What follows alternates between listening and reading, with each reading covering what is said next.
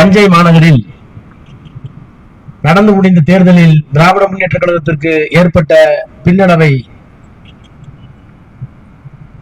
ஏற்றுக்கொண்டு அதற்கு பிறகு நடைபெறுகின்ற ஒரு கூட்டத்தில், தலைவர் கலைஞருடைய பிறந்தநாள் கூட்டத்தில் இவ்வளவு பெரிய திரள் இன்றைக்கு திராவிட முன்னேற்ற கழகத்தின் சார்பில் தோழர்கள் தொண்டர்கள் வருகை தந்து இந்த உரையை கேட்டுக் கொண்டிருக்கிறீர்கள் என்கின்ற செய்தியே எதிரிகளுக்கு ஒரு மிகப்பெரிய எச்சரிக்கை. ஆட்சி பொறுப்பிலே நாம் இல்லை. ஒருவேளை ஆட்சி பொறுப்பிலே இருந்தால் கூட இவ்வளவு கும்பல் வருமா என்று எனக்கு தெரியாது. எந்த வசதியும் செய்து தராமல் ஆட்சியை இழந்ததற்கு பிறகு இந்தியாவில் ஒரு அரசியல் கட்சியால் ஒரு 5000 பேரை 10,000 பேரை பேசுவது பெரிய பேச்சாளர் அல்ல, ராஜா போன்ற இடைநிலை பேச்சாளர்கள் பேசுவதை கேட்பதற்கு இவ்வளவு பெரிய திறன் வந்திருக்கிறது என்பதே இந்தியாவில் வேறு எந்த அரசியல் கட்சிக்கும் அல்ல. இது ஒண்ணு கவர்ச்சிக்காக கூடுற கூட்டம் அல்ல. கை கால் ஆட்டெல்லாம் ராஜாவுக்கு தெரியாது, பஞ்சவசனம் பேசுறதுக்கு ராஜாவுக்கு தெரியாது, டூயட் பாடுறதுக்கு ராஜாவுக்கு தெரியாது, அநாகரிகமா பேசுறது கூட ராஜாவுக்கு தெரியாது. இதையெல்லாம் பேசிக்கொண்டவர்களுக்கு ஒரு கும்பல் வருது. அவர்களையும் அறிவுப்படுத்த பணி நமக்கு இருக்கிறது என்பதை நம்முடைய சந்திரசேகர் அவர்கள் இந்த கூட்டத்தின் மூலமாக ஏற்பாடு செய்திருக்கிறார்கள். கலைஞருடைய பிறந்த நாளில் அவரை வாழ்க என்று சொல்வதற்கு ஏதோ ஒரு தனி மனிதன் என்பதற்காக அல்ல. நமக்கும் பிறந்த நாள்லாம் வருது. ஒருவருடைய பிறந்த நாள் நமக்கு வந்தா ஒண்ணு குடும்பத்தோட முடிஞ்சிடும், இன்னும் கொஞ்சம் பொது வாழ்க்கையில இருந்தா அந்த தெருவோட அந்த ஒன்றியத்தோட முடிஞ்சிடும், இன்னும் கொஞ்சம் அரசியல் இருந்தாக்க மாவட்டத்தோட முடிஞ்சிடும், இன்னும் கொஞ்சம் 2ஆம் கட்ட தலைவராக இருந்தா தமிழ்நாடு முழுக்கவாவது ஒரு அரப்பக்கம் விளம்பரமாவது நம்ம காசுலயோ அடுத்தவங்க காசுலயோ போடுவோம். ஆனால் ஒரு தமிழனின் ஒரு தலைவனின் பிறந்த நாள் தமிழர்கள் எங்கெல்லாம் வாழுகிறார்களோ கடல் கடந்து அத்தனை மாநிலங்களிலும் அத்தனை நாடுகளிலும் கொண்டாடப்படுவது என்பது சில தலைவர்களுக்கு மட்டும்தான் சாத்தியம். அந்த சாத்தியத்தை வசப்படுத்தி இன்றைக்கும் நம்மோடு வாழ்ந்து கொண்டிருக்கிற ஒரு மகத்தான தலைவர் கலைஞர். நான் இங்க வந்த பிறகு உங்களுடைய எண்ண ஓட்டத்தெல்லாம் பார்த்தேன். நீங்க சாதனைகளை சொல்லி கலைஞரை சொல்லணும்னா அது இன்னைக்கு தொடங்கி கம்பராக நாளை வரைக்கும் போகும். உங்களுக்கு தெரியாது ஒண்ணு இல்ல என்னென்ன திட்டங்களை கொண்டு வந்தாருன்னு. ஆனா இன்றைக்கு அரசியல் இப்போ சொன்னார், அந்த வைத்தியநாதன் வைத்திலிங்கம் சொன்னார், தற்கொலைனாரு. நான் தற்கொலையோடு சொல்ல விரும்பல, பெரிய வார்த்தை, அது நம்ம சொல்லல, வேற சொல்லிட்டு இருக்காங்க. ஒரு அநாகரிகமான மனிதன் ஆட்சி கட்டில் இருக்கிறார், அதை அப்புறப்பேற்க கடமை எனக்கு இருக்கிறேன். எவ்வளவு பெரிய நாகரிகமான மாநிலம் தெரியுமா இந்த மாநிலம்? எத்தனை நேர்த்தியான சுமூகமான அணுகுமுறையோடு காமராஜராக இருந்தாலும், பக்தவச்சலமாக இருந்தாலும், பேரறிஞர் அண்ணாவாக இருந்தாலும், பெரியாராக இருந்தாலும், ராஜாஜியாக இருந்தாலும், கலைஞராக இருந்தாலும், மாண்புமிகு முத்துவேல் கருணாநிதி ஸ்டாலின் என்ற மகத்தான இன்றைய தலைவராக இருந்தாலும், நாகரிகத்தினுடைய உச்சியை எதிரும் புதிருமாக இருந்த காலத்திலேயே தொட்டவர்கள். அந்த நாகரிகம் தான் தமிழ்நாட்டுடைய அடையாளம். சாதனையை சொல்லலாம், என்ன இந்த புதுசா வந்து ஜென்செட்டுக்கு தெரிய மாட்டேங்குது, நம்ம எங்க இருந்து வந்தாலே தெரிய மாட்டேங்குது. இவ்வளவு வெளிச்சம் இருக்குது, இந்த வெளிச்சம் இவ்வளவு மின்சாரம் கலைஞர் வருவதற்கு முன்னால் உங்களுக்கு சாத்தியமா? நான் உங்களுக்கு சொல்றேன், 1969 மின்சாரத்துறை அமைச்சர் பந்துட்டி ராமச்சந்திரன் அவர் மின்சாரத்துறை அமைச்சராக இருக்கும் போது தமிழ்நாடு சட்டமன்றத்தில் காங்கிரஸ் கட்சியுடைய உறுப்பினர் கேள்வி கேட்கிறார். சென்னைக்கு வந்துருச்சு மின்சாரம், திருச்சிக்கு வந்துருச்சு, தஞ்சாவூருக்கு வந்துருச்சு, திருநெல்வேலிக்கு வந்துருச்சு, கோயம்புத்தூருக்கு வந்துருச்சு, சேலத்துக்கு வந்துருச்சு, ஆனால் இன்னமும் தாலுகாவுக்கோ கிராமத்துக்கோ இன்னும் வரவில்லை. கேட்டது 69 70. எல்லா கிராமத்திற்கும் ஏறத்தாழ 12,000 கிராமங்கள் இருக்கிறது, ஊராட்சிகள் இருக்கிறது. இந்த 12,000க்கும் மேற்பட்ட கிராமங்களுக்கு மின்சாரத்தை கொண்டு போகிற திட்டம் ஏதாவது இருக்கிறதா இந்த அரசாங்கத்திடம் இருந்து கேட்டவர் காங்கிரஸ் கட்சியின் உறுப்பினர், கலைஞர் முதலமைச்சர். பந்துட்டி ராமச்சந்திரன் சிரித்துக் கொண்டே சொன்னார், அது எப்படி சாத்தியம்? எத்தனை கிராமம் இருக்கிறது, எத்தனை கம்பங்கள் நட வேண்டும், எவ்வளவு கம்பி வேண்டும், எத்தனை மேன் பவர் ஆட்கள் வேணும், இவற்றையெல்லாம் செய்ய முடிக்க இப்போது இயலுமா என்றால் அப்படின்னு சொன்னார். கலைஞர் உள்வாங்கியை தட்டிவிட்டு முதலமைச்சர் எழுந்தார். மாண்புமிகு பேரவைத் தலைவர்களே, மின்சாரத்துறை அமைச்சர் அது சாத்தியம் இல்லை என்பதை போல இங்கே ஒரு தனித்த குரலில் பேசினார். மனம் இருந்தால் மார்க்கம் உண்டு, என்னுடைய ஆட்சி 5 ஆண்டு காலம் நிறைவு செய்வதற்கு முன்பாக தமிழ்நாட்டில் எல்லா கிராமத்திற்கும் மின்சாரத்தை கொண்டு போய் சேர்ப்பேன் என்று சூடு வைத்து மின்சாரத்தை கொண்டு போனவர் முரசொலிக்கு தெரியும். இப்போ 2022 மோடி நாடாளுமன்றத்தில் 56 இன்ச்சு சீனாவுக்கு பாத்திர மாட்டேன், பாகிஸ்தானுக்கு சொல்றாரு. எங்கள் ஆட்சியினுடைய சாதனை என்ன தெரியுமா? காங்கிரஸ்காரர்கள் 75 ஆண்டுகள் 70 ஆண்டுகள் இந்தியாவை ஆண்டார்கள். நான் ஆட்சி பொறுப்பை ஏற்கிற போது 85,000 கிராமங்களுக்கு கரண்ட் இல்ல. எப்போ? 2022. அதை கொடுத்தது இந்த மோடி தான் அப்படின்னு சொல்றாரு. நான் எந்திரி சொன்னேன், இது உனக்கு ஒரு பெருமையா? மோடி அவர்களே உங்களுக்கு ஒரு பெருமையா? 1970-71 தமிழ்நாட்டில் இருக்கிற அத்தனை கிராமங்களுக்கும் கொண்டு போய் சேர்த்தவர்கள் உன் தகராறு காங்கிரஸ் வச்சுக்க, எங்கிட்ட வச்சுக்காத ஆச்சரியத்தோடு பார்த்தார்கள் நாடாளுமன்றம். இதெல்லாம் நீங்க சொல்லி தெரிய வேண்டியதில்லை. வரலாறு நீங்க எடுத்து பாத்தீங்கன்னா பசங்களுக்கு போய் சேரல. பட்டுக்கோட்டை கல்யாண சுந்தர் 59 இறந்து போயிட்டார். சிவப்பு சிந்தனைக்குள்ள ஒரு கவிஞர். ஆணவம் வளரணும், அறிவும் வளரணும், அதுதான் வளர்ச்சின்னு இப்ப இருந்தா ஒரு பாதிப்பார் சட்டசபைக்குள்ள 59 செத்து போயிட்டார். கலைஞர் முதலமைச்சர். இன்றைக்கு அந்த பள்ளிவாணி ஒத்துக்குவாரு. இன்னைக்கு மேற்கு வங்காளத்துல சைக்கிள் இருக்காருல்ல, இன்னைக்கு மேற்கு வங்காளத்துல கை மனுஷனை வச்சிருக்கிற ரிக்ஷா மேற்கு வங்காளத்துல ஒரு மூலையில் இருக்கு. கல்கட்டாவிலே இருக்கு சைக்கிள் ரிக்ஷாவும் இருக்கு. மனுஷன் வச்சிருப்பான். 54-55 பட்டுக்கோட்டை கல்யாண ஒரு கவிதை எழுதினார். பாட்டு: நாடி கலந்தவங்க, பாடி கலந்தவங்க, நல்லவங்க கெட்டவங்க, நம்ப முடியாதவங்க, மோடி கலைச்சவங்க, அத்தனை பேரையும் மாடா வச்சு இழுக்கிறோம் ரோட்டுல. எங்க வாழ்க்கை கிடக்கு வேகமா இழுக்கிறோம் நாங்க, ஆனால் இந்த வாழ்க்கை கிடக்குது ரோட்டோரமா. அந்த பாடலை படித்துவிட்டு மணலி கந்தசாமி கொண்டு போய் கலைஞர் கொடுத்தாரோ. ஆட்சி பொறுப்பிற்கு வந்தவுடன் இந்தியாவில் இனிமேல் மனிதனே வைத்து இழுக்கின்ற கை ரிக்ஷாவை ஒழித்துவிட்டு சைக்கிள் ரிக்ஷாவை இந்தியாவில் முதலாக உருவாக்கி தந்தவர் கலைஞர். இதெல்லாம் புது பசங்களுக்கு தெரிய மாட்டேங்குது. விவசாய குடும்பத்துல 8வது பையன். 30ஆம் தேதி ஆச்சுன்னா எங்க அப்பாவுக்கு விவசாயிக்கு ஒரு 15 ஏக்கர் 16 ஏக்கர் நல்ல 2 கிணறு. 30ஆம் தேதி ஆச்சுன்னா பீஸ் கட்டை பிடிக்கிறவங்க ஒரு பயம் இருக்கும். ஏன்னா மாச சம்பளம் என்ன எங்க அப்பா நான் டெப்டி கலெக்டர் உதயமா தர ஒவ்வொரு மாசமும் 30ஆம் தேதிக்குள்ள பணம் கட்டணும். பாத்திருக்கீங்களா ஊர்ல? நல்ல கதிர் நிறைஞ்சிருக்கும். நிறைஞ்சிருக்கிற கதிர்ல டீஷர்ட்டை பிடிக்கிட்டு போடுவான். பக்கத்து வீட்டுக்காரன் கெஞ்சி அங்க ஒரு கடை வாங்கணும் தண்ணி, இல்லைன்னா அண்டா வைக்கணும், குண்டா வைக்கணும். என்ன கேட்டாங்க? கொடுத்து சிறந்த கரம் எம்ஜிஆர் முதலமைச்சர். நாராயணசாமி நாயுடு ஒரு பெரிய விவசாய சங்க தலைவர் தமிழ்நாட்டில் இருந்தார். இன்னைக்கு நினைவடலாம் கோயம்புத்தூர் கட்டிடுவோம். ஒரு 10,000 பேரை கூட்டிட்டு கோட்டையை நோக்கி ஒரு பெரிய பேரணி நடத்தினார் எம்ஜிஆர் முதலமைச்சர். என்ன கேட்டார்? உழுவன் கணக்கு பார்த்தால் உனக்கு கூட மிஞ்சவில்லை. ஒரு யூனிட் கரண்ட் ஒரு பைசா குறைங்க. ஒரு யூனிட் கரண்ட்டுக்கு 1 பைசா குறைங்க எம்ஜிஆர் கட்ட முடியல. அண்டா குண்டாவெல்லாம் வைக்கிறோம், நீங்க சும்மா தர வேணாம். ஒரு யூனிட் கரண்ட்டுக்கு 1 பைசா குறைங்க. அன்றைக்கு கொடுத்து சிவந்த சரம் எம்ஜிஆர் தடியடி நடத்தினார், துப்பாக்கி சூடு நடத்தினார். இது நடக்கும். மீண்டும் கலைஞர் 89 ஆட்சி குறிப்பிற்கு வந்தார். அதே நாயுடு கூப்பிட்டு கேட்டார், என்ன கேட்டீங்கன்னா, ஒரு யூனிட் கரண்ட்டுக்கு 1 பைசா குறைக்க சொன்னீங்க. எம்ஜிஆர் வேணா திரைக்கவர் இருந்திருக்கலாம். நான் இசையும் வேளாண்மையும் ஒன்றாக வைத்து கிராமத்துல இருந்து வந்தவன். எங்க அப்பா ஒரு விவசாயி. எனக்கு நாட்டு தெரியும், நடவு தெரியும், வரப்பு தெரியும், வாய்க்கால் தெரியும், சேறு தெரியும், உழவு தெரியும், எல்லாம் தெரியும். இப்போது நான் அறிவிக்கிறேன், இனிமேல் தமிழ்நாட்டில் ஒரு யூனிட் கரண்ட்டுக்கு 1 பைசா கூட செலுத்த தேவையில்லை என்று முதலாக உத்தரவிட்டது. பெண்களுக்கு சொத்தில சொல்லுங்க எப்ப கொண்டு வந்தோம்? காங்கிரஸ் எப்ப கொண்டு வந்தாங்க?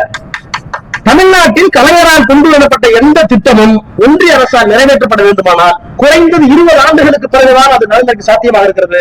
20 ஆண்டுகளுக்கு முன்னாலே இந்திய அரசுக்கு முன்னால் தமிழ்நாட்டில் அப்படிப்பட்ட புரட்சிகரமான திட்டங்களை தந்த ஒரே ஒரு தலைவன் டாக்டர் கலைஞர். இப்ப எனக்கு அதெல்லாம் கூட பிரச்சனை இல்ல. குடிநீர் தமிழ்நாடு கார்போர்டு எல்லா ஊருக்கும் கரண்ட். நீ இல்ல நான் ரூரல் டெவலப்மெண்ட் மினிஸ்டர் 99 போனேன். ராஜஸ்தான் போயிருந்தேன். 99 கிராமத்துல நான் ஊரக துறை, அதனால நான் கிராமத்துக்குள்ள போய் பார்ப்பேன். அங்க தடியை வச்சு அந்த தடியில அங்க ஒரு பானை, இங்க ஒரு பானை, 4 கிலோமீட்டர் நடக்கும் தண்ணி. தாழ்த்தப்பட்டவன், பிற்படுத்தப்பட்டவன், தண்ணி கிடையாது. 4 கிலோமீட்டர் நடக்கணும். 4 கிலோமீட்டர் 99 நடப்பதை இந்த ராஜா இந்திய கலைஞரான ஒன்றிய அரசில் ஊரக வளர்ச்சித்துறை அமைச்சராக ஆக்கப்பட்ட ராசா நேரடியாக பார்த்தவன். ஆனால் அண்ணன் கோசிமன் உள்ளாட்சித்துறை அமைச்சராக இருக்கிற போது எல்லா ஊருக்கும் குடிநீருக்கு மேல்நிலை தேய்த்தத்தை கட்டி ஒரு மிகப்பெரிய புரட்சியை உருவாக்கி தந்த அந்த மனிதன் வாழ்ந்த மண் இந்த மண். அதற்கு காரணம் கலைஞர். இப்ப எனக்கு என்ன பிரச்சனை இதெல்லாம் சொல்லிட்டே போலாம். வேளாண்மை துறைக்கு முதல் பல்கலைக்கழகம், கால்நடைக்கு பல்கலைக்கழகம் எல்லாம் சொல்லலாம். ஆனா இப்ப எங்க வந்து நம்ம நிக்கிறோம்னா இதெல்லாம் சொல்லாததுனால. அண்ணா சொன்னார், நான் முதலமைச்சராக பொறுப்பேற்றுக் கொண்டதற்கு பிறகு 3 காரியங்களை செய்திருக்கிறேன். நான் பேசுகிற இந்த நாட்டுக்கு தமிழ்நாடு என்று பெயர் வைக்கணும்னு தீர்மானம் கொண்டு வந்தோம். பக்தவச்சல முதலமைச்சர் அந்த தீர்மானத்தை தோற்கடித்தார்கள் காங்கிரஸ்காரர்கள். அப்ப அண்ணா சொன்னார், என் தீர்மானத்தை தோற்கடிச்சிட்டீங்க, ஆனால் என்றைக்காவது நாங்கள் ஆட்சி பொறுப்பிற்கு வந்து தமிழ்நாடு பேர் வைப்போம். ஆனா இந்த சட்டசபை நிகழ்ச்சியை யாராவது படிக்கிற போது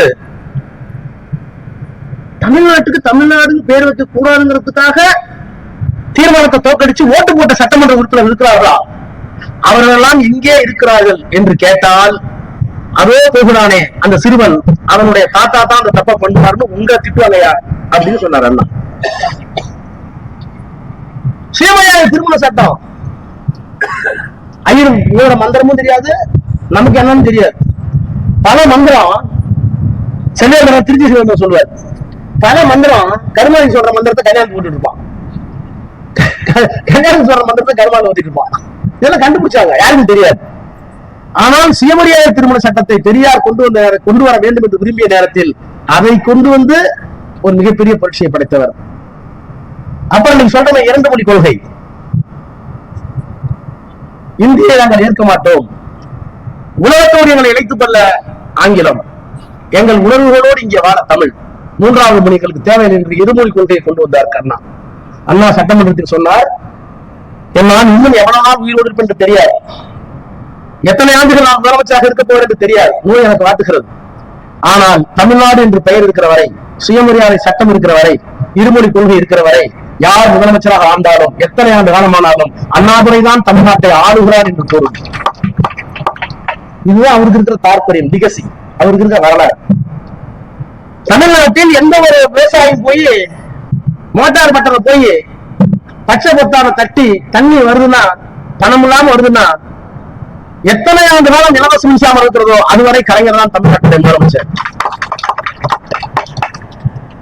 சொல்லிட்டே போறோம். இப்ப நம்ம தலைவர் ஏதாவது ஒண்ணு பண்ண முடியுதா? இது இப்ப நான் என்ன கேக்குறேங்க, இது இந்த அரசாங்கத்தை பார்த்தா அரசாங்கமே தெரியல. ஸ்டாலின் சார், அந்த ஸ்டாலின் சாருக்கு ஓய்வு கொடுத்துட்டு உங்களுக்கு ஓய்வு தேவைப்படுது, நீங்க வந்து கையால விட்ட வேலையெல்லாம் காலால விட்ட வேலையெல்லாம் நான் கையால செஞ்சுட்டு இருக்கேன் அப்படிங்கிறது ஒரு ஆட்சியா? நீ என்ன புதுசா கிழிச்சு விட்ட? புதுசா கிழிச்சது என்ன? நான் சிரிப்பு சொல்ல, 2500 ரூபாய் தரேன், தரல, சும்மா இருக்க முடியாது. இவராலையும் அப்பா மாதிரியே எதுக்கு அறிக்கை கொடுத்தீங்க? 1000 என்ன ஆயிட்டு பெண்கள் கஷ்டப்படுகிறாங்க, இப்ப ரொம்ப அவசியம் உங்களுக்கு சொன்ன போட்டாரு. தாய்மானவர் திட்டம் 60 வயசு வரைக்கும் வீட்டு கொண்டு கொடுக்குறேன் நாங்க. அண்ணா நான் திட்டம் தானே, ஆனா 65 ஆக்கியிருக்கேன்.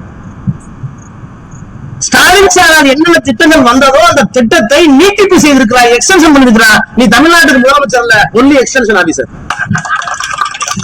ஒன்னும் நான் கொடுக்க முடியாது. இதுக்கு என்ன பாடும் நான் ஒண்ணு சொல்லட்டுமா? முதல்ல நாகரிகமான அரசியலுக்கு பேர் போன பூமி இந்த பூமி. இந்த பூமி இந்த திராவிட முன்னேற்ற கழக ஆட்சியை கலைஞராக இருந்தாலும், அண்ணாவாக இருந்தாலும், முத்துவேல் கருணாநிதி ஸ்டாலின் என்ற மகத்தான மனிதராக இருந்தாலும் நம்ம உயரத்தை நம்ம மறக்க வேண்டியதில்லை. இதையெல்லாம் நான் செஞ்சேன்னு சொல்லக்கூடாது. பெரம்பலூர்ல நீலகிரியில ராஜா யாரும் நான் சொல்லக்கூடாது.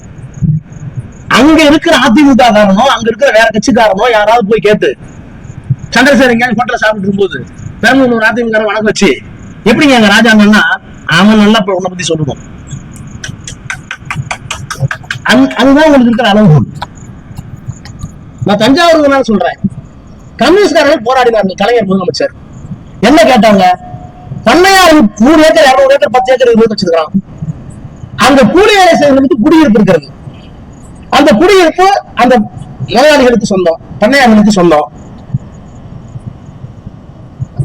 அந்த குடியிருப்பில் வேலை செய்த ஒருவன் இறந்து விட்டால் அந்த பிள்ளைகள் வரணும். பல தலைமுறையா இருக்கிறாங்க. ஆனால் அவர்களுக்கு பட்டா கிடையாது. யாராச்சும் இறந்து போயிட்டா வேலை செய்ய முடிக்கலன்னா குழந்தை பிள்ளைங்க தூக்கி வெளியே போட்டுருவான். குடியிருப்பு மனை சட்டம் அப்படின்னு கேட்டார். கேட்டது யாரு தெரியுமா? மணலி கந்தசாமி. மணலி கந்தசாமி யாருக்கு ஒரு பெரிய கதை இருக்கு. சிவப்பு சிந்தாந்தத்துக்கு பேர் போன மணலி கந்தசாமி கம்யூனிஸ்ட் கொள்கைக்காக தன் உயிரை விட்டவன். தன் வாழ்நாள்களை எல்லாம் மத்தி குச்சிகளாக கார்ல் மார்க்ஸையும் லெனினையும் ஏந்தி கொண்டு இந்த சமூகத்தில் ஒரு மிகப்பெரிய புரட்சியை உருவாக்க வேண்டும், அந்த புரட்சிக்கு இந்த சித்தாந்தம் தான் சரி என்று எண்ணி வாழ்ந்த கடைசி மனிதன் மணலி கந்தசாமி. அவருடைய தியாகத்துக்கு உச்சம் ஒண்ணு பல பேருக்கு தெரிஞ்சான்னு தெரியல, பல அண்ணனுக்கு இங்க தெரிஞ்சிருக்கோம். புரட்சிக்காக அரசுக்கு எதிரான போராட்டத்தில் வன்முறையை ஈடுபடுறார். அவர் மீது வழக்கு. மணலி கந்தசாமி தலைவராக இருக்கிறார். அரசுக்கு எதிராக புரட்சி செய்துவிட்டு போலீஸ் தலைவராக இருக்கிறார். இதெல்லாம் புரட்சியின் ஒரு அங்கம், பொது வாழ்க்கையில ஒரு அங்கம். இப்ப இந்த பையன் கையகாலாட்டி ஓடுறார் ஓடுறார் ஓடுறார் ஓடுறார் ஓடுறார். ஏன் ஓடுறார்? செந்தில் பாலாஜி ஓடுறார் ஓடுறார் ஓடுறார். எதுக்கு ஓடுறார்? நீ வழக்கு போட்டு இந்த நேர்மையா நடந்துகிட்டா நாங்க ஏன் பெயில் போறோம்? உனக்கு தெரிஞ்சுங்க, பெயில் வாங்குறது இட் இஸ் ஸ்டாட்யூட்டரி ரைட். பொய் கேஸ் போடுகிற போது சட்டப்படி பெயில் வாங்குறதுக்கு அது வரைக்கும் நான் தலைவராக இருக்கிறதுக்கு எனக்கு உரிமை உண்டு.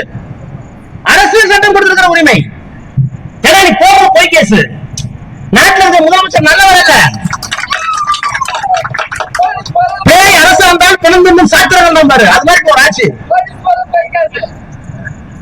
அப்போ ஒரு பொய் கேஸ் போடுறதுக்காக நாங்க போய் முன்ஜாமீன் கேட்கிறோம். உயர் நீதிமன்றம் கொடுக்குது. எதுக்காக கொடுக்குது? யார் வைக்கப்படணும்? நாங்க ஓடுறோம். உயர் நீதிமன்றம் இந்த வழக்கு தப்புன்னு பிரிமா பேசியா எடுத்த அடிப்படையே திருப்தி அடைந்ததுக்கு பிறகுதான், மன நிறைவு அடைந்ததற்கு பிறகுதான் செந்தில் பாலாஜிக்கு பெயில் கொடுக்குது. ஓடுறேன்னா உனக்கு ஏதாவது ஒரு எண்ணம் தெரியுமா? மணலி கந்தசாமி தெரியுமா?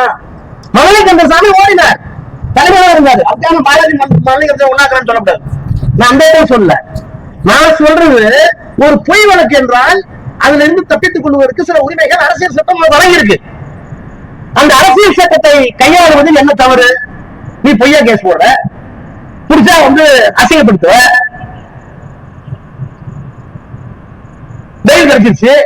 அதுக்கு ஒரு முதலமைச்சருக்கு காமராஜர் உட்கார்ந்து இடம், 10 வருஷம் உட்கார்ந்து ராஜாஜி உட்கார்ந்து இடம், இவ்வளவு கேவலமாவா? மணலி கந்தசாமி தலைவராக இருக்கிறார், ஒவ்வொரு ஊருக்கு வருகிறார்.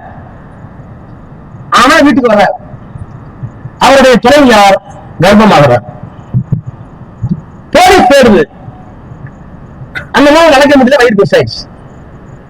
போலீஸ்காரங்க கேட்டாங்க, ஏமா எத்தனை மாசம் கர்ப்பம்? நான் கர்ப்பமா இருக்கேன். உங்க வீட்டுக்காரர் எவ்வளவு ஆச்சு தலைமுறை வாய்? அவங்க போய் ரொம்ப நாள் ஆச்சு. வீட்டுக்காரரே இல்லையே, கைத்துல குழந்தைக்கு யார் காரணம்? தான் கொண்ட கணவனுடைய சிவப்பு சித்தாந்தம் ஜெயிக்க வேண்டும் என்பதற்காக, வெற்றி பெற வேண்டும் என்பதற்காக தன்னுடைய மானத்தை ஒழுக்கத்தை கூட தள்ளி வைத்து விட்டு, ஏன் வயிற்று இருக்க குழந்தைக்கு புருஷன் தான் காரணம் எவன்டா சொன்ன உனக்கு என்று கேட்ட பெண்மணி மணலி கந்தசாமி.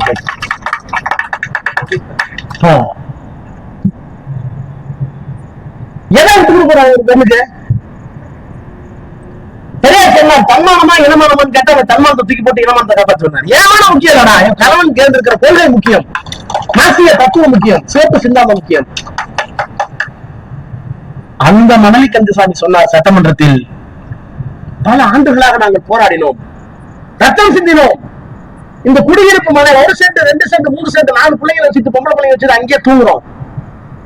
வெறும் கூட ஒரு 2 சென்ட் 3 சென்ட் நீங்கிட்ட இருக்கிற 100 ஏக்கர் 200 ஏக்கர், நாங்க 10 குடும்பம் அங்கதான் கூலி வேலை செய்யறாங்க, அங்கதான் உழைக்கிறோம், கொடுக்குற கூலியை வாங்கிக்கிறோம்.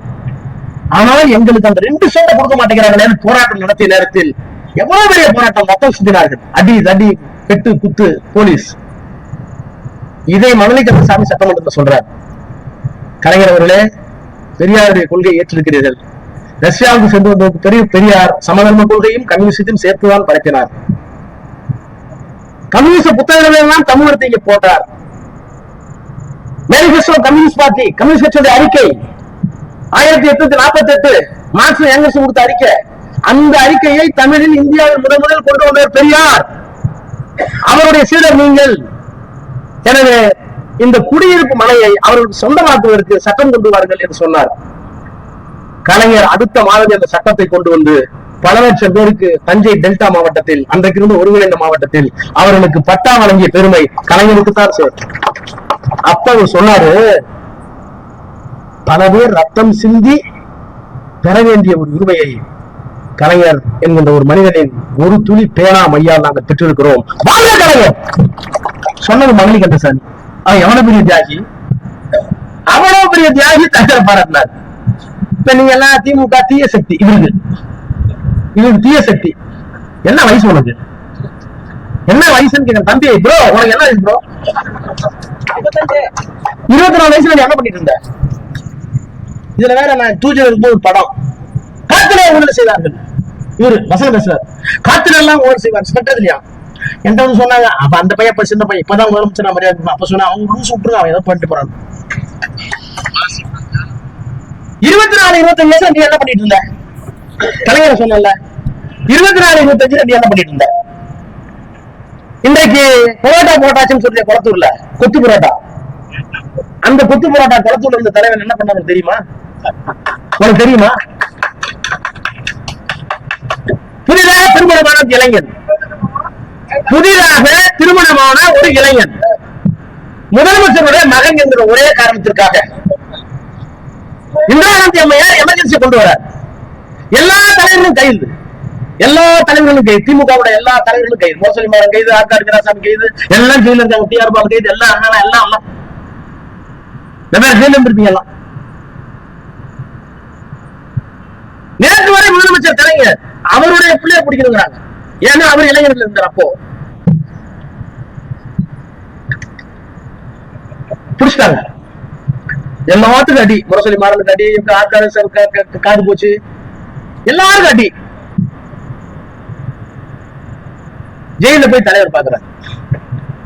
தலைவர் பிள்ளைய போய் பாக்குற முதல்ல எல்லா தலைவர்களையும் பார்த்து விட்டு கடைசியாக மனப்பார் போறேன். அந்த மகனுக்கு வயசு 24, 25. அப்பதான் கல்யாணம் ஆகி 10 நாள், 20 நாள், 1 மாசம், 2 மாசம். வாழ்க்கையின் வசந்தத்தை, இளமை துள்ளலை அனுபவிக்க வேண்டிய அந்த வயது, லௌகிக இன்பத்தை வசீகரிக்க வேண்டிய அந்த காலம். அப்ப உள்ள போட்டிருக்காங்க, சிட்டி பாங்க உள்ள இருக்காரு. கலைஞர் பார்க்க போறாரு. எப்போதும் ஸ்டாலின் என்கின்ற அந்த இளைஞன் அரக்கை சட்டை தான் அணுகுவார். ஆனால் அன்றைக்கு முழுக்கை சட்டையை அணிந்திருந்தார். எத்தனை வயசு? 25, 24 வயசுல முழுக்கை சட்டை. நான் நாடாளுமன்றத்தில் சொன்னேன், நீங்க தென்னாப்பிரிக்காவில் பெஞ்சமின் மொலாய்ஸ்னு ஒரு பெரிய கவிஞன் இருந்தான். எப்படி திராவிட இயக்கத்துக்கு பாரதிதாசனோ எல்லாம் அவன் செயலே என்று பிறர் பொருளை வெள்ளம் போல் அள்ளி விழுந்து மனிதருக்கும் காப்பார் பணல் உண்மை கட்டையில் போக மட்டும் வேர்ப்பீர் உழைப்பீர் என உரைக்கும் வீணருக்கும் மானிடத்தோடின் மகத்துவத்தை காட்ட தேனின் பெருக்கே செந்தமிழே கண்டுறந்தார் பாரதிதாசன் தாலாட்டு பாட்டுல. இது தூங்குறதுக்கா? தூங்கக்கூடாது என்பதற்காக பார்த்துள்ளவன் திராவிடத்து சிந்தனையாளர். நடவு செய்த தோழர் கூடி நாளனாக ஏற்பதும் உடல் உழைப்பு இல்லாத செல்வ உலகையாண்டு உலாவதும் கடவுளான என்று உழைத்த கயல புத்த நீதிலே கடவுள் என்ற கட்டெடுத்து தொழிலாளரை ஏவுனர். இதெல்லாம் நாங்கள் கேட்டு கேட்டு வளர்ந்த பாடல்கள். அப்படி பெஞ்சமின் மொலாய்ஸ் இங்க பாரதிதாசன் மாதிரி அவங்க ஒரு கவிஞ. அங்க நீதியோருடைய விடுதலை போராட்டம் நடந்த காலகட்டம். அப்ப ஒரு பெண் கவிஞர் நீதிமன்றத்தில் பேசியதாக ஒரு கவிதை. அவர் ஒரு பெண், நீகிற இடத்தை சார்ந்தவன், தன் இடத்திற்காக போராடுகிறார். போலீஸ் அவரை கைது செய்கிறது. கைது செய்து மாசம் மாசம் உங்களுக்கு கொண்டு போய் நிறுத்தணும்ல வாய்தாவுக்கு. அப்படி நிறுத்தும் போது ஒரு 2-3 மாசம் கழிச்சு போய் நிறுத்துறாங்க. அப்ப வழக்கமா நம்ம கேட்கிறோம், நீதிபதி கேட்கணும், நம்ம சட்டமா இருந்தா அங்கேயும் இங்கிலீஷ்ல நான் தான் ஆங்கிலோ சாக்சன் ஜூஸ் ஆங்கிலத்தை சொல்லுவாங்க. அவருக்கு கொண்டு வந்த சட்டம். அம்மா போலீஸ் காவல் இருந்தீங்களே, உங்களுக்கு போலீஸ் ஏதாவது தொந்தரவு கொடுத்தாங்களா அப்படின்னு கேட்கிறார் நீதிபதி. இந்த பக்கம் ஒரு போலீஸ்காரன், இந்த பக்கம் ஒரு போலீஸ்காரன். இவர் கையில லத்தி, இவர் கையில லத்தி. இவரே ஒரு கவிஞர். போலீஸ் அடிச்சாங்கன்னு கேட்டா சொன்னா திரும்ப வரணும். நீதிபதி கேட்கிறாரு, அம்மா காவல்துறை உங்களை கொடுமை செய்ததால். மேடம் நீதிபதி அவர்களே, பெரிய கொடுமையான ஒண்ணு செய்யல. இதன் பக்கத்தில் இருக்கிறார் இந்த போலீஸ்காரர் வைத்திருக்கிற தடிக்கு விந்து வீச்சுகிற ஆற்றல் இருந்தால் நான் இந்நேரம் கர்ப்பிணியாக இருப்பேன். எவ்வளவு கொடுமை, எவ்வளவு கொடுமை. இதை நாடாளுமன்றத்தில் சொன்னேன். யார்? ஸ்டாலின் சார் நாடாளுமன்றத்தில் சொல்லிட்டு பெஞ்சமின் மொலாய்ஸ் ஒரு கவிஞன் தென்னாப்பிரிக்கானா அவன் உருவாக்கிய பெண் சொன்னால் இந்த போலீஸ்கார் கைவர்கள் லத்திக்கு மட்டும் விந்து வீசுகிற ஆற்றல் இருந்தால் நான் இந்நேரம் கர்ப்பிணியாக இருப்பேன். எவ்வளவு பெரிய குடும்பம் இருக்கு. ஏற்றுக்கொண்ட சித்தாந்தத்துக்காக, கருப்பரின விடுதலைக்காக தன் வாழ்நாளை அப்பரித்த அந்த கவிஞர் எழுதிய கவிதை. அது தென்னாப்பிரிக்காவில் மட்டும்தானா நடந்தது? நாடாளுமன்றத்தில் கேட்டேன். தமிழ்நாட்டிலும் பக்கத்திலேயே ராஜீவ் காந்தி கொண்டு வந்தார். ராகுல் காந்தி அந்த பக்கம் அவங்க தங்கச்சி வேணுகோபால் எல்லாம் உட்காந்துருந்தாங்க. இங்கேயும் நடந்துச்சு இல்ல, அப்படியே நாடாளுமன்றமே வித்து பாடுது. அப்ப சொன்னேன், ஒரு இளைஞனுக்கு 24 வயசு 25 வயசு ஜெயில புடிச்சு போட்டீங்க, அவங்க அப்பா பார்க்க போறாரு. அரக்கை சட்டை மட்டும்தான் அணிகிற பழக்கம் அந்த பையனுக்கு, ஆனா முழுக்கை சட்டை போட்டிருக்காரு. அப்பா ரொம்ப புத்திசாலி, ரொம்ப புத்திசாலி. பையன் முழுக்கை சட்டை கரெக்டா கண்டுபிடிச்சு கிட்ட போய் போலீஸ் அடிச்சாங்களான்னு கேட்கிறாரு. ஏன்னா காயம் எங்க இருக்கு, காயம் இருக்கு அவன் கையில், சரியான அடி, வீக்கம். ஆனால் அன்றைக்கு அந்த 24, 25 இளைஞர், திருமணமான புதியத்தில் வசந்தத்தை வாழ்விக்க வேண்டிய அந்த இளைஞர், நேற்று வரை தன்னுடைய தந்தை முதலமைச்சர் அவர் சிறை கம்பிக்கு வெளியில இருந்து கேட்கிறார், போலீஸ் அடித்தார்கள் என்று கேட்டபோது, என்னை யாரும் அடிக்கவில்லை, எனக்கு நேர்ந்த எந்த துன்பத்தையும் கவலைப்படாதீர்கள், நான் முக்கியம் அல்ல, இந்தியாவுடைய ஜனநாயகத்தை காப்பாற்றுங்கள் என்று சொன்ன முத்துவேல் கருணாநிதி ஸ்டாலின் என்ற இளைஞர் தனக்கு விழுந்த அடியை முழுக்கை சட்டத்தோடு மறைச்சிட்டு அப்பாவுக்கு தெரியக்கூடாது, தனக்கு நேர்ந்த காயம் பெய்தல்ல, ஜனநாயகத்தில் விழுந்த காயமும் அடிதான் என்று 24 வயதில் 25 வயதில் 100 விளங்கிய ஒரு இளைஞரை ஸ்டாலின் சார் நான் உடனே கூப்பிடலாம் வந்துட வாயில. நான் படிச்ச படிப்பு லட்சத்தை மதித்த பொறுப்பு காப்பாத்திட்டு இருக்கேன். என்ன வேணாலும் பேசுறீங்களா? ஒரு கம்யூனிஸ்ட் கட்சி தலைவர், மார்க்சிஸ்ட் கம்யூனிஸ்ட் தலைவர், கோவையில் நாடாளுமன்ற சட்டமன்ற உறுப்பினர், ஆலை முதலாளிகள் கூலி உணவு தரல, போராடினாங்க, போலீஸ் விட்டு அடிச்சாங்க. டெக்ஸ்டைல்ஸ் ஜவுளி ₹1 கூலி ஏத்து கொடுங்க முடியாதுன்னாங்க. கலைஞர் முதலமைச்சர், ரமணி வந்தார், நீங்கள் பெரியாரின் பெருந்தொண்டர், கம்யூனிஸ்ட் உங்களுக்கு பிடிக்கும், எப்படி மனைவி கந்தசாமிக்கு உதவினீர்களோ அதை போல கோயம்புத்தூருக்கு உதவுங்கள். மிலிட்டரியாக போராடுகிறார்கள், போராட்டக்காரர்களை நசுக்குகிறார்கள், வேலையே நினைக்கிறாங்க. அப்ப பேச்சுவார்த்தை கூப்பிட்டார் கலைஞர். எல்லா பெரிய பணக்காரங்க வந்தாங்க கோயம்புத்தூர்ல இருந்து. கலைஞர் சொன்னார், எல்லாம் கேட்டுக்கிட்டேன், அவங்க தப்பி கேட்டுக்கிட்டேன், இந்த ஊதிய உயர்வு இத்தனை சதவீதம், இன்னும் 15 நாள்ல நீங்க கொடுக்கலன்னா நான் முதலமைச்சர் அறிவிக்கிறேன், கோவை மாவட்டத்தில் இருக்கிற அத்தனை நூற்பாலைகளில் அரசாங்கமே ஏற்கும் சொன்னவர் கலைஞர். உடனே கொடுத்தாங்க, கலைஞர் சொல்ற எல்லாம் கொடுத்தாங்க. ரமணி சொன்னார், கலைஞர் அவர்களே, உங்களை நான் சாதாரண மனிதனாக பார்க்கவில்லை, கார்ல் மார்க்சின் மறுவடிவமாக பார்க்கிறேன். அவருடைய பிள்ளை எத்தனை திட்டங்கள். தொல் பெருமாள் கேட்டார் ஒரு மீட்டிங்ல, ஆய்வாளர்கள் தான் நடைபெறும் கண்காணிப்பு கூட்டத்தில் கேட்டார், பெரியாருக்கு சமூக நீதி நான் வச்சுட்டீங்க, பெரியார் பிறந்த நாளை சமூக நீதி நாள் வச்சுட்டீங்க, அன்றைக்கு எல்லாரும் ஊராட்சி மன்ற தலைவராக இருந்தாலும் கலெக்டரேட்டா இருந்தாலும் எல்லா அரசு அலுவலகங்களையும் பெரியார் படத்தை வச்சு மாலை போட்டு சமூக நீதினு சொல்லுவீங்க. அதே மாதிரி அம்பேத்கருக்கும் சமத்துவ நாள் கொண்டாடுறதுக்கு ஒரு ஜீவ பொருந்தாங்க. நான் பச்சையா சொல்றேன், எனக்கு சில நெருடல் இருந்தது. இன்னமும் சாதிய மனோபாவம் கொண்ட பல ஊராட்சி மன்ற தலைவர்கள் கிராமத்தில் இருப்பாங்க. அங்க போய் அம்பேத்கர் படத்தை வச்சு பூ போடுறதுக்கு, வாழ்க அம்பேத்கர் சொல்றதுக்கு தயங்குவாங்களோ. தலைவர் என்ன முடிவெடுக்க போறாருன்னு பார்த்தோம், நம்ப மாட்டீர்கள். அது குறித்து ஆவணம் செய்யணும்னு சொல்லிவிட்டு வீட்டுக்கு போறதுக்குள்ள இறையனுக்கு சீஃப் செக்ரட்டரி கூப்பிட்டு ஜீவோ பாஸ் பண்ணி அம்பேத்கர் பிறந்த நாளை சமத்துவ நாள் என்று கொண்டாடிய பெருமை இந்த தலைவர். ஒன்றல்ல இரண்டல்ல, இவ்வளவு நாங்க வச்சுட்டு இருக்கோம்.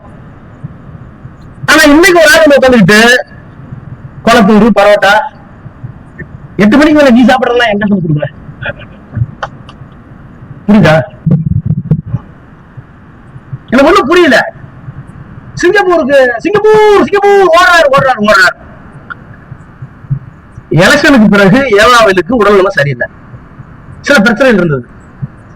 அவரு டிக்கெட் போட்டது 17ஆம் தேதி. முட்டாள் முதலமைச்சர் அவர்களே, முட்டாள் முதலமைச்சர் விஜய் அவர்களே, please check your record ID, internet கூப்பிட்டு கேளு. 17ஆம் தேதி டிக்கெட் போட்டார் சிங்கப்பூர் போறதுக்கு ஏவாவேலு. அவர் என்னைக்கு போன டிக்கெட் போட்டாங்கன்னா 25ஆம் தேதி. 25ஆம் தேதி 11 மணிக்கு டிக்கெட் பண்ணோம். ஆனா 6 மணிக்கு ரைடு. அப்ப 25ஆம் தேதி அன்னைக்கே பரவாயில்ல டிக்கெட் போட முடியாது தள்ளி போட்டார். 2 நாள் கழிச்சு போனார். டிக்கெட் போட்டது 17, போக வேண்டிய 25 நீ ரைடு விட்ட. ரைடு எல்லாம் முடிச்சுட்டு உனக்கு கையெழுத்தெல்லாம் போட்டுட்டு ஒத்துழைப்பு கொடுத்துட்டு போதுமா எல்லாம் செக் பண்ணிட்டியா நீ பாரு அப்படின்னு உடம்புக்கு போனா நான் என்ன கேக்குறேன், ஒரு முதலமைச்சருக்கு இன்டெலிஜென்ஸ் இருக்க தெரியாதா? ஒரு முதலமைச்சருக்கு யார் யார் எங்க இருக்காங்க எதுக்கு போனாங்கன்னு தெரியாதா? இவ்வளவு பெரிய மக்கள் இருக்கிறத வந்து பொய்யா பேசணும். பொய்க்கு அளவே ஒரு முதலமைச்சர் பொய் சொல்லலாமா? வெக்கமா இருக்கு. காமராஜரும் அண்ணாவும் ராஜாஜி உட்கார்ந்த இடத்தில் ஒரு பொய்ய முதலமைச்சர் அங்கே கேட்டாராம், சட்டசபையில கேட்டாராம். பார்ட்டி ஃபண்ட் சொன்னேன், எந்திரிச்சு ஓடுறாங்க. உன்னை மூசுங்கிறதா முட்டாளுங்கிறதா இல்ல கிறுக்குங்கிறதா இல்ல பொய்யாங்கிறதா ஒண்ணும் புரியல. பார்ட்டி ஃபண்ட் சொல்ற எதிர்கட்சி தலைவர் எந்திரிச்சு சொல்ற பார்ட்டி ஃபண்ட் சொல்றீங்களே, எந்த பார்ட்டி வாங்கினாங்க, அதுக்கு என்ன ஆதாரம்?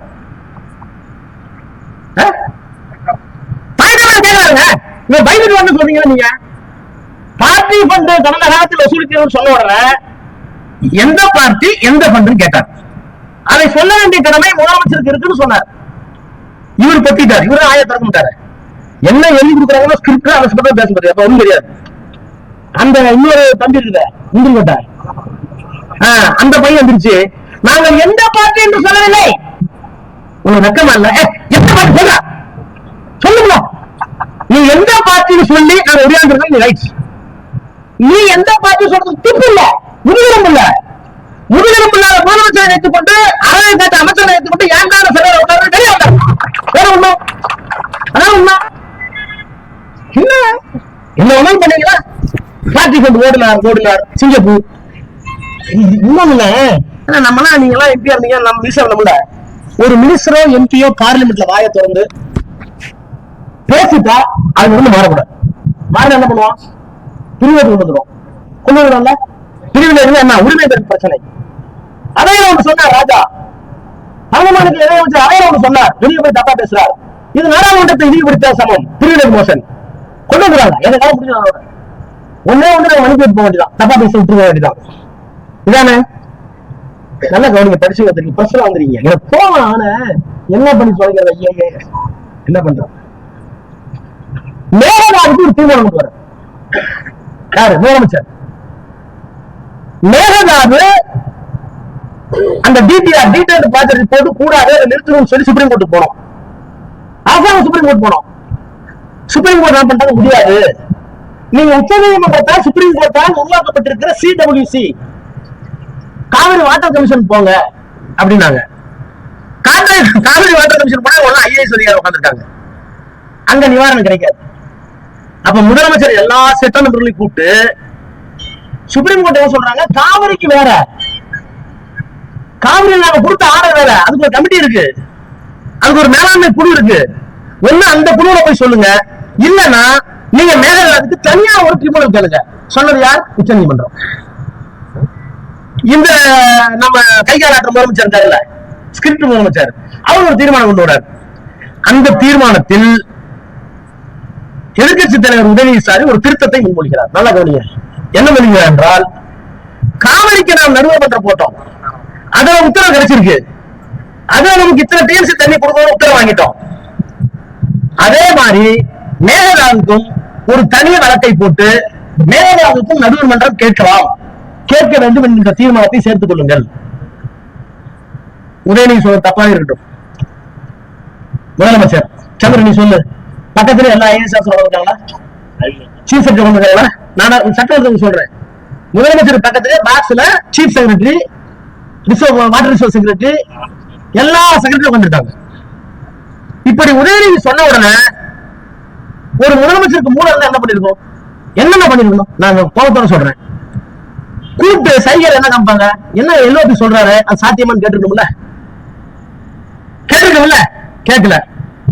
எந்திரிச்சு மாண்புமிகு எதிர்கட்சி தலைவர் சொன்னதை தீர்மானத்தில் சேர்த்துக் கொள்ளலாம். சேர்த்தாச்சு. என்ன சேர்க்கலாம்? காவிரிக்கு எப்படி நடுவர்மன்றம் போட்டீங்களோ அதே போலவே மேகதாதுக்கு ஒரு நடுவர்மன்றத்தை போடலாம். எங்களுடைய நோக்கம் என்னன்னு சொல்லிட்டுமா? இப்படி போட்டாதான் கர்நாடகத்தை கட்டுப்படுத்த முடியும். இந்த இந்த ட்ரிபியூனல் பண்ண ஒரு ட்ரிபியூனல் பண்ண 8 வருஷம் ஆகும். காவிரி ட்ரிபியூனல் வரதுக்கே 30 வருஷம் 20 வருஷம் ஆச்சா?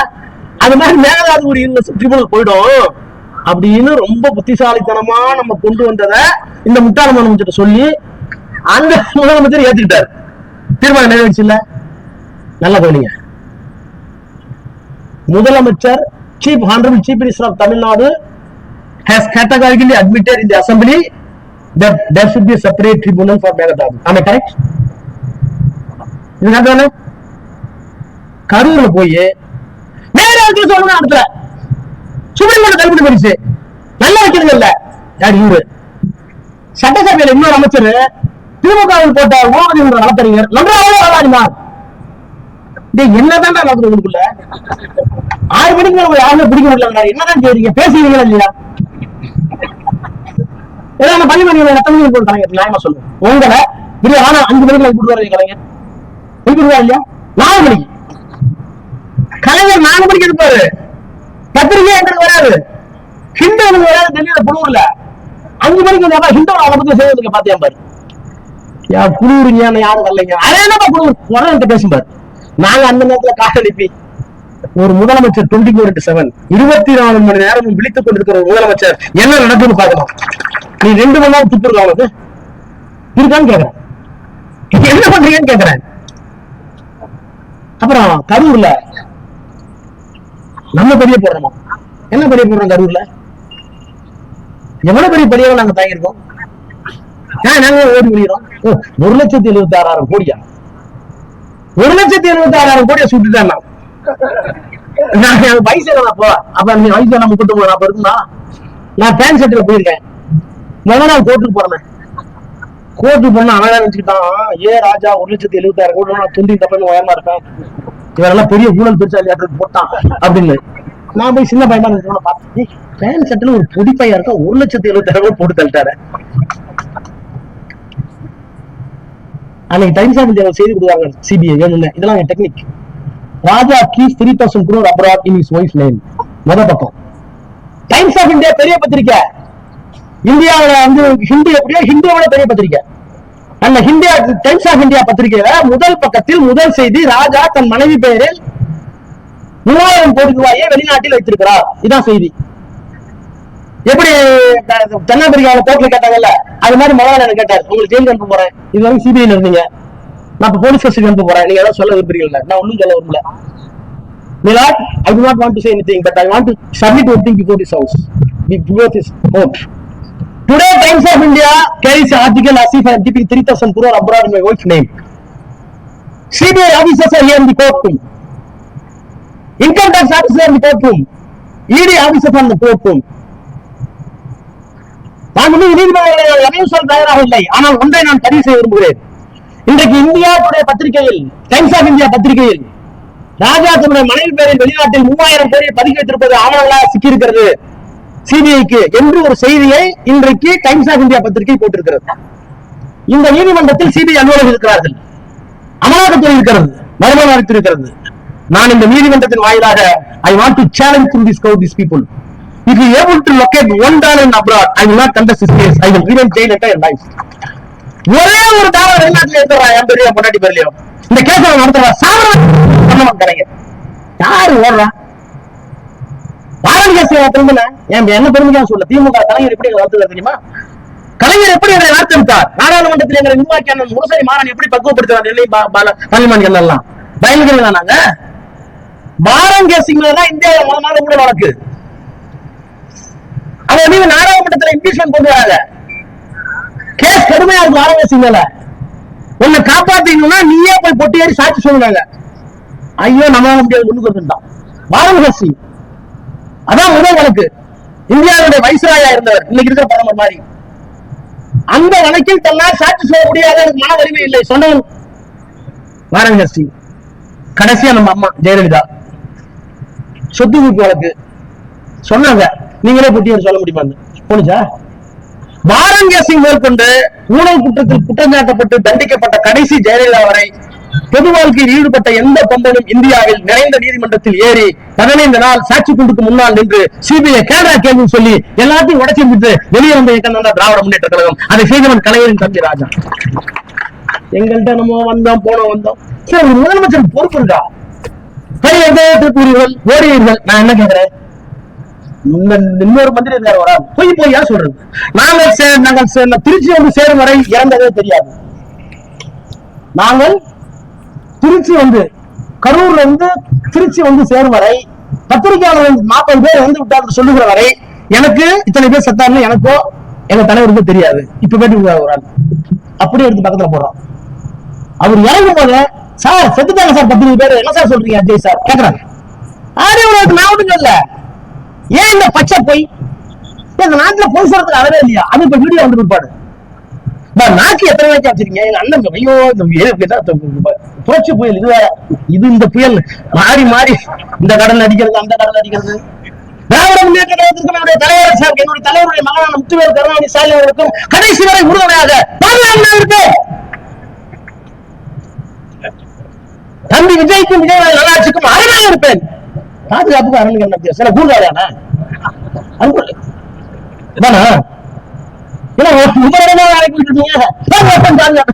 என்னடா நடக்குது தமிழ்நாட்டு அரசியல்ல? எனக்கு ஒண்ணு புரியல.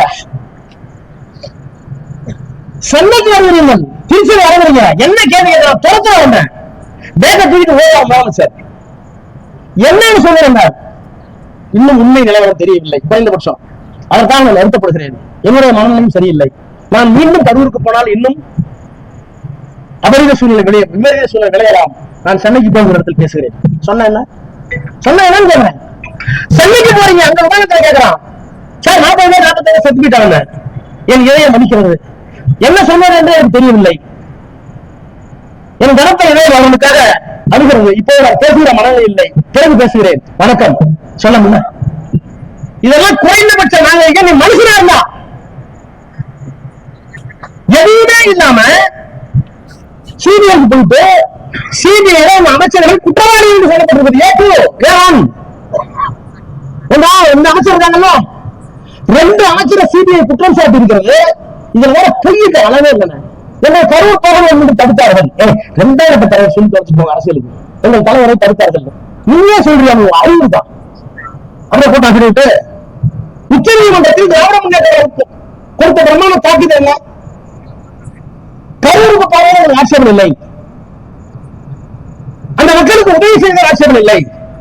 ஆனால் சிபிஐ வழக்கு இருக்கிற நேரத்தில் குற்றம் சாட்டப்பட்டவர்களுக்கு எதிராக சாட்சி சொல்ல வேண்டியவர்களுக்கு அரசாங்கத்துடைய பணத்தில் இப்போது தராதீர்கள். அப்படி 20 வருஷம் கொடுத்தீங்கன்னா, அல்ல 30 வருஷம் கொடுத்தீங்கன்னா, வேலை போட்டு கொடுத்தீங்கன்னா அவர்கள் உண்மையை சொல்வதற்கு சங்கடப்படுவார்கள். ஆனா பள்ளிமணிக்கான வக்கீல் தெளிவா சொன்னார். கிரிமினல் சட்டத்திலே இருக்கு. நீ விட்னஸ் சேர்த்து கழிச்சிடல. அதனால இந்த வழக்கு விசாரணை முடிந்ததற்கு பிறகு எல்லாம் கொடு, வேலை வாய்ப்பு கொடு, அது ஒன்னும் ஆட்சேபம் இல்லை என்று சொன்னதுதான் திமுக. உன்னை கரூர் போக அந்த பிரேயர்கள் கிடையாது. எங்களுடைய மனுவில் முதலமைச்சர் கரூருக்கு போகக்கூடாது என்று எங்கே இல்லை. நாங்களே போடல. ஒரு பொய்ய திரிச்சு கரூருக்கு போகணும்னு சொல்லிட்டாங்க. கோர்ட் ஆரம்பிச்சு குடுத்துச்சா? ஒரு சட்டமன்ற உறுப்பினர் போய் சொல்லலாம் தலைவனை காப்பாத்த. ஒரு கேபினட் அமைச்சர் கூட தேவனா போய் சொல்லலாம் தன்னுடைய முதலமைச்சரை காப்பாத்த. ஒரு முதலமைச்சரே பச்சை போய் சொல்றீங்க, நியாயமா? அது எங்களுக்கு கோபம் வராதா? கலைஞர் பிறந்தநாள் சொல்லுமா சொல்ல மாட்டோமா? நேற்று வரை முதலமைச்சர், இன்னைக்கு எல்லாத்தையும் அரசு பண்ணிட்டாங்க. முரசொலி வரக்கூடாதுங்கிறாங்க.